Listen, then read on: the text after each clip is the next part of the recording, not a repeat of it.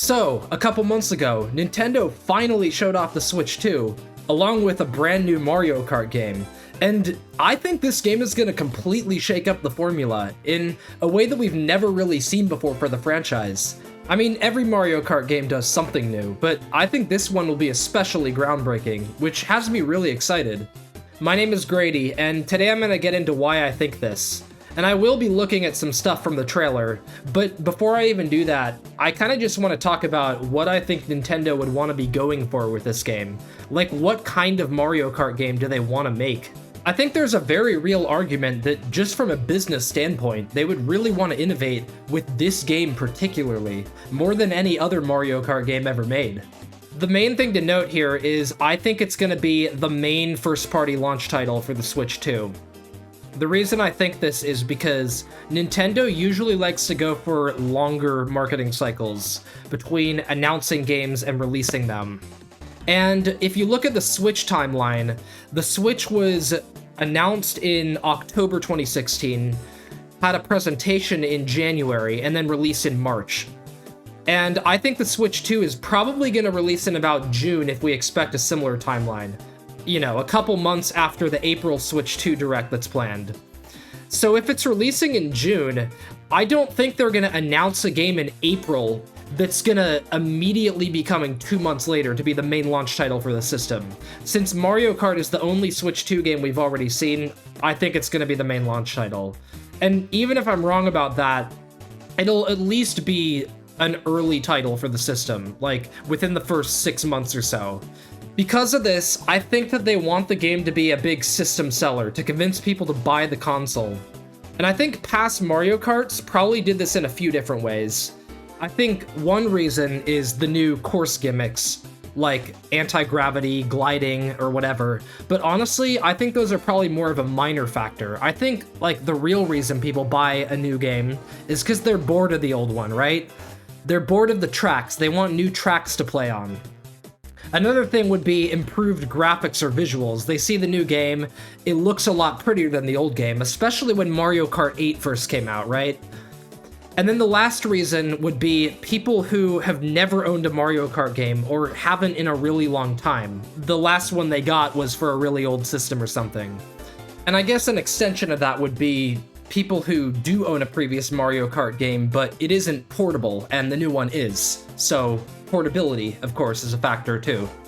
I don't think this new Mario Kart game is going to have the opportunity to hit on any of those points, other than, you know, the new course gimmicks, which, like I said, I kind of think those are more of a minor factor in people's decision to buy the game. As for the new courses, I mean, obviously it'll have new courses, but Mario Kart 8 already had 96 courses if you count the booster pass. So the appeal of having just more new courses is diminished a lot, because past Mario Kart games only had 32. People, you know, probably got bored of them, right? But there are so many tracks in Mario Kart 8 that doesn't really apply. With the improved graphics part, if you look at the footage we've seen of this new Mario Kart game, it doesn't visually look that different to Mario Kart 8. So I don't think people are going to be buying it because of the graphics. I mean, yeah, sure, there are some minor differences with the graphics, like the character models look different now. But nobody's buying this game just because Donkey Kong looks like that. And as for people buying it because they don't have a previous Mario Kart game or haven't had one in a while, I mean, Mario Kart 8 Deluxe, which is the most recent Mario Kart game, sold 70 million copies. It's the best-selling Mario Kart game ever. So I don't think we're going to get a lot of people buying it because they didn't own a previous one. And that applies to the portability argument, too. People who own Mario Kart 8 Deluxe already own a good portable Mario Kart. So I really think that this game has to do something different. It has to do something to catch people's attention and make people say, I want that game, even though I already have Mario Kart 8. Now, the other thing to mention is people for whom the game won't be a system seller, right? People who will buy the Switch 2 for other games. Nintendo still wants to sell this game to those people too. And again, in the past, I think a lot of people would buy a game like Mario Kart just because they want games for their shiny new console. When the Switch came out, people were buying games that they never would have otherwise, just because they had this new system and they wanted to get some games in their library. You know, people bought games like Snipper Clips, and of course, Mario Kart when it came out about a month after the system launched. But this is different, because I think the Switch 2 is going to be the most seamlessly backwards compatible Nintendo console ever. So what do I mean by this? If we look at certain past systems, let's look at the home consoles first. The Wii and the Wii U were the other two home consoles to have backwards compatibility. And on both of them, they made it really difficult to use the backwards compatibility. On the Wii, to play GameCube games, you needed to own a GameCube controller and a GameCube memory card. It wasn't just seamless. You had to own things that you could have only owned if you had a GameCube, or you bought them from somewhere.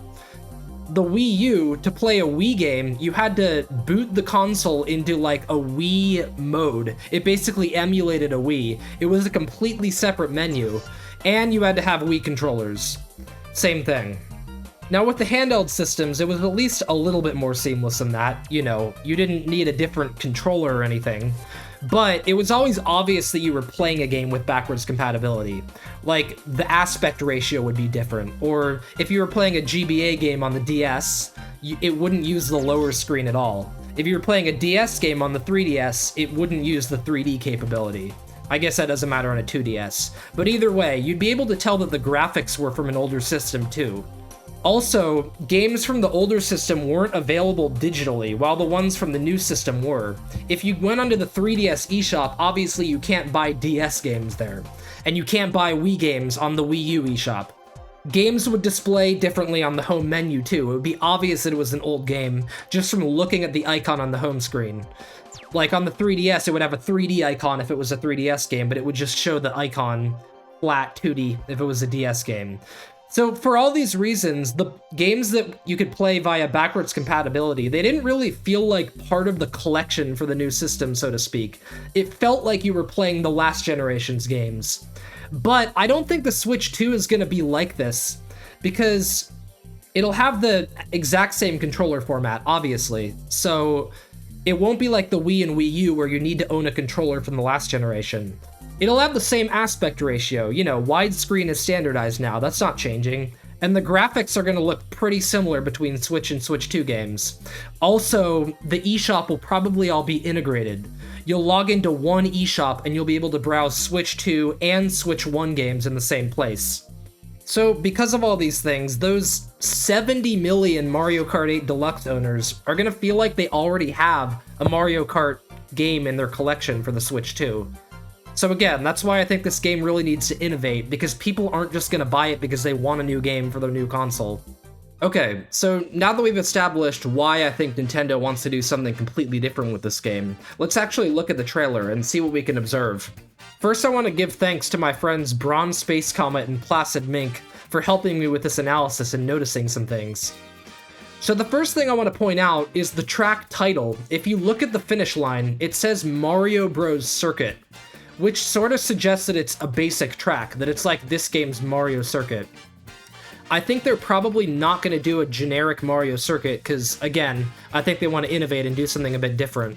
That's why I think this has a bit of a different name. But, since it's a basic track, it sort of implies that every course in the game is going to follow a similar format, that this isn't just some one-off thing. And what we see in this track is it's very large. It's super vast. You can see super far in the distance. And it has a ton of different branching paths. If you look near the start, there's this road that kind of winds off to the left behind this, I don't know, diner-looking place, and it's barricaded off. Now in the next scene, as the camera turns around, if you look behind where the starting line is, you'll see this raised part. Maybe it's like an anti-gravity section or something. And you can see it goes around in a big loop. You can also see that part of this huge highway that all the racers are driving down is blocked off by this text that says Shine Sprite for some reason, and I'll come back to that later. But if you also look off to the side, you can see this other path that veers off from that highway that's behind the Shine Sprite sign, and it goes off on a path to the left that seems to go up a mountain. And then at the very end, you can see this long dirt path that intersects the highway and winds around. And then if you look off to the right, You'll even see what looks to be a second finish line. You can see the text Mario Kart on it if you look closely. Now, I think this is very reminiscent of the city tracks from Mario Kart Tour. And yes, a few of those have multiple finish lines too. Now, in Mario Kart 8 Deluxe, in the Booster Course Pass, which ports these courses over, they traverse different paths each lap, but in Mario Kart Tour itself, there are different versions of the track. So, which of the two do I think is happening here? I don't really know. I think there's sort of evidence to support both. One thing to note is that the racers don't seem to be starting the race at the start of this clip. They seem to be finishing a previous lap. If you look closely, you can also see this little moving cone guy that seems to be walking across the roadway here. So that kind of implies that maybe it does change across laps or sections or whatever you want to call them. Now, in Mario Kart 8 Deluxe, there is an example of a track, namely Athens Dash, that has an alternate finish line that it uses once, but every other time it uses the main finish line. So this could be a scenario like that, where the racers are reusing the main finish line as we see them, as they seem to be finishing another lap. But there is that other finish line off in the distance that they will cross at some point.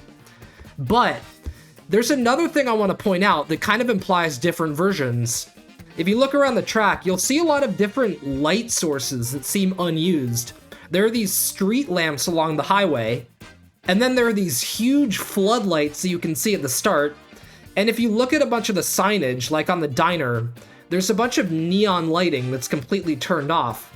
This really seems to imply that there's a night version of the track, which is really interesting because we've never seen that in a Mario Kart game before. Now, it could be possible that both things are true. Maybe there are different versions of each track, and within each version, each lap traverses a different path. Now, is this the entire gimmick? I'm not really convinced, honestly, because Mario Kart Tour had over 200 million downloads as of April 2021, years ago. I mean, who knows how many it has now. And again, Mario Kart 8 Deluxe sold like 70 million copies. So I feel like people have already kind of seen both of these mechanics, so I don't really think they'll be new enough on their own. Again, I think this game is going to have to do something that no Mario Kart game has ever really done before. By the way, if you're enjoying the video, I'd really appreciate it if you subscribe to my channel, if you want to see more videos like this in the future. Okay, so here's what I think. I think the reason the track has so many branching paths is because the tracks in this game are going to be kind of multi-purpose, so to speak. I saw a really cool idea on Twitter by Lonely Goomba, who said, what if there were modes in this game that were different from a regular race, like seeing how much food you could deliver. I mean, yeah, I know there's battle mode, but I'm talking about like on the racetracks. Now, part of the reason behind that idea was there's this item underneath the diner awning that people think kind of looks like it's maybe a lunch bag or a food takeout bag. It's not a Wonder Seed, by the way. Some people say it might be a Wonder Seed, but in Mario Bros. Wonder, Wonder Seeds didn't start Wonder Effects, they ended them. So I don't see any Wonder Effect going on. I don't think it's a Wonder Seed, like people say, but that's kind of a tangent. There's also this seemingly unused pit stop looking area by the starting line. There's like a gas station there, and it seems to be unused because there isn't like an item in there or anything. Maybe this is for a different game mode that's not being played at the moment. Like in that game mode, maybe you need to stop to get gas or something, who knows? Now that Shine Sprite text I mentioned earlier, what if this is actually a game mode? What if this is a game mode where you need to collect Shine Sprites? What if the racers aren't in a race at all? I mean, I don't know if that's the case. I just thought I'd throw it out there. It could just be the name of the cup or something. Now, here's something really interesting. If you look off-road, you can see that you can seemingly drive really far off-road. There are no guardrails, like, around the whole track. Now, in a normal race, if you drove way far off-road, I think Lakitu, or Lakitu, honestly, I never really knew how to pronounce his name. I think he would just pick you up and put you back on the road. But maybe in a different game mode, like one where you're driving around to collect different things, there could actually be strategy to driving off-road, so it'll just let you go in the off-road as far as you want, and that's why there's no guardrails. I don't know. Another idea I had is, what if there's like a mode where you can choose your own route? like, you know, in the level select, you can kind of choose between different variants and say, you know, I want this for lap 1 and this for lap 2 and this for lap 3, and then it'll let you play that route out. That could be pretty cool. Okay, here's the last big thing I want to talk about, and this is the idea that has me really, really excited. So I talked earlier about, you know, how this game would fare as a launch title for the Switch 2, which I think it will be. Now, if we look at the Switch, its launch title was Breath of the Wild, a big single-player game, and I think that kept a lot of people really invested. You know, if the Switch had launched with like a party game instead, and that was the only big launch title, you know, people might have played it a little bit, but then sort of gotten bored of it. So I kind of think that if this Mario Kart game had really good single-player content, it would fare better as being perhaps the only big first-party launch title. In fact, a game with good single-player and multiplayer content could appeal to people who want to get the system for a meaty single-player experience and people who just want to get it to play with their friends. So, what if this kind of multi-purpose track design and the night variants and being able to drive super far off-road could be for an exploration-based single-player story mode? You know, it could be something kind of similar in format to Mario Odyssey, but in Mario Kart. Mario Party Jamboree already kind of did something like that. It had its own single-player mode where, you know, normally in Mario Party you're playing on a board and you can only move on your turn or whatever, but Mario Party Jamboree had a single-player mode where you could walk around the board at your own pace. And it kind of felt like Odyssey to me. You know, you had to get a certain amount of collectibles on each board to be able to advance to the next one. Just like in Odyssey, where you have to get enough moons to go to the next kingdom. So what if there was something similar to that here too, where you drive around the course and gather different collectibles by doing different missions, maybe kind of like the mission mode from Mario Kart DS.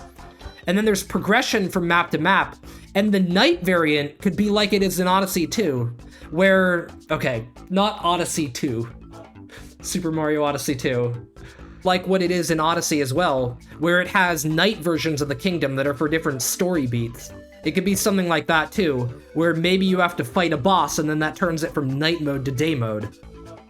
There's some other details that I saw pointed out in an analysis video by Switch Stop that, you know, sort of pointed to this idea of a story mode. First of all, next to the highway, there's this ramp off-road that can't be part of a shortcut because it's way out of the way. What could it be for?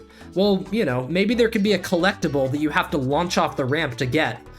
If you look at the diner, there is one parking space, and it kind of reminds me of those moons in Odyssey where you have to park the scooter in the Metro Kingdom, and then you get a power moon. It could be something like that. You pull up, and you park in the parking space, and you get a collectible for it.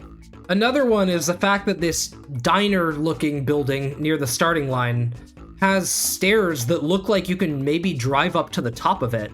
It looks like the perfect width for a cart, as Switch Stop said. And then, of course, there's this unused pit stop thing near the start. That could be a story mode thing, too.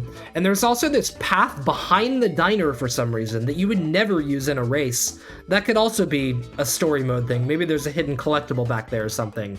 I don't know. Anyway, I hope I was able to convince you that I think this Mario Kart game is going to be very different from any previous entry in the series. It could have a lot of new modes, maybe a story mode. I'm very excited at the possibilities, and I hope you are too. So anyway, thanks for watching, and again, if you liked the video, I'd appreciate it if you subscribed, and I'll see you in the next one. Take care.